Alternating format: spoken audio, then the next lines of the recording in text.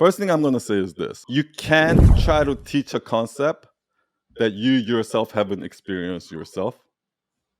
Like, for example, you can't really teach people that, oh, money is not going to make you happy if you haven't actually experienced it yourself. First of all, I'm going to say that, right?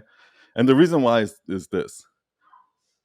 Like, you might bring in a copywriter or a marketer to do something for your yoga teaching or something like that.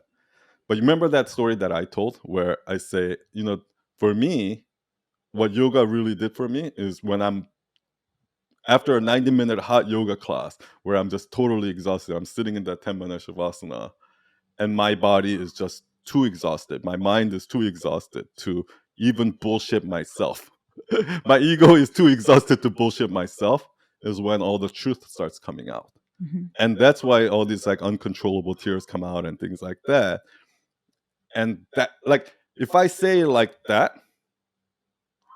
is gonna so for some people they're gonna be like, holy shit, I think you're right. I think that's why whenever I go for a run or when I have a hard, like, people are gonna start to resonate with that because I give you a specific example of it, right?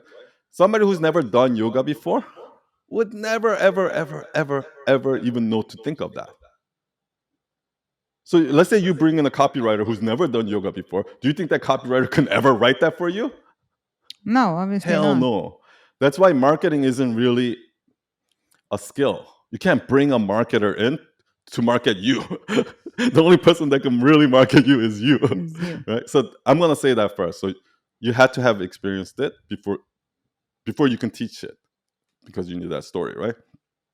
Now, when it comes to the money doesn't make happen, there's actually two different case.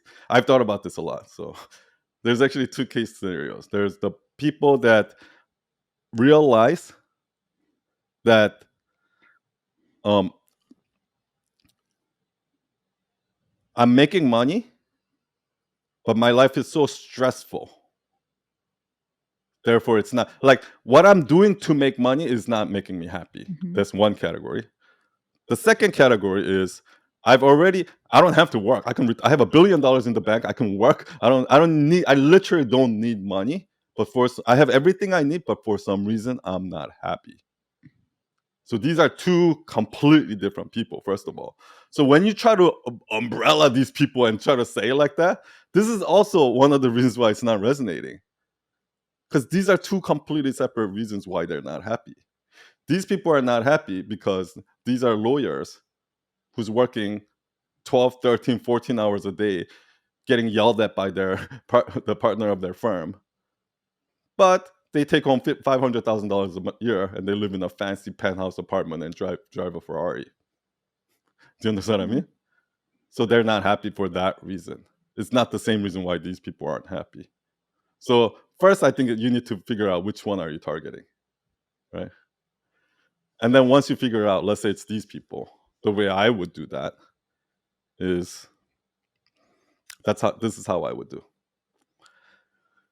Because there are a lot of designers. I can only speak to designers because I ran a design company, right? I can only speak to the type of people that are like me, right? So what I would say is, like, I really, really like wanted that success. I wanted to be the boss. I wanted to be an agency owner. Somebody look at, oh wow, son made something of himself, right? I wanted to be that guy, right?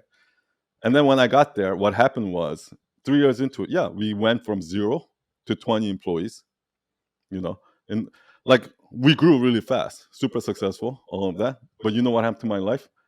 Every single day I wake up with a text message from a client, like, son, what's going on with this?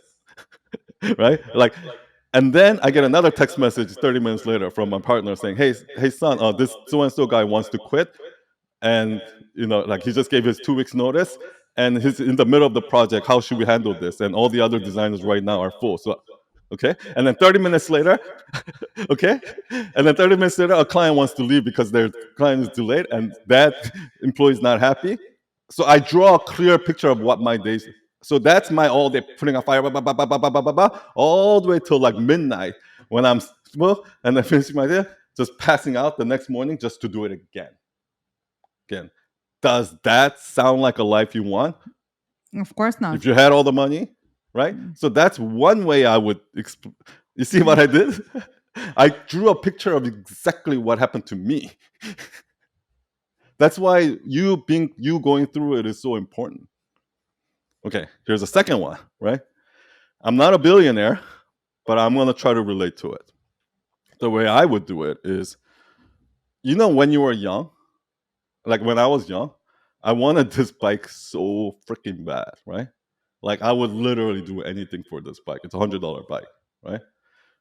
If you were to come tell me right now, like, like I can buy 100 of those bikes, I don't give a I don't give a shit, right?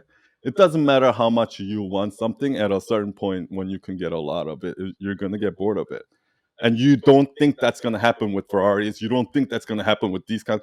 When I used to be like, oh, once I get somebody famous as a client, once I get one big client, oh my, that's it. No, once I got that client, I realized like how fucking shitty my life is, and there's even like there's just like, and also once you know that you can get those clients over and over and over and over, it doesn't mean anything. It's gonna be like that $100 bike. Everything in life is gonna be like that, no matter how much money you make. You know what I mean. So that's how I would, like, I would use something in my own experience. When did in my own life did I experience that getting bored? Like it doesn't something that I used to get so excited about. Oh, here's another one. I started. Okay, this is how I actually became an entrepreneur. I used to work at New York Film Academy, and I wanted to actually be a filmmaker. So I wanted to shoot a short film so that I can like send it to film festivals and all of that. So what I did was I wanted to. There was a camera I wanted that was like $10,000. I wanted to buy that camera so I could, shoot my film. Blah, blah, blah. So I started freelancing to save money to buy that camera. 10 years later, it became a successful agency. Okay, so now that I can buy 100 of those cameras, I don't really want one. Do you know what I mean? And that's kind of how life works.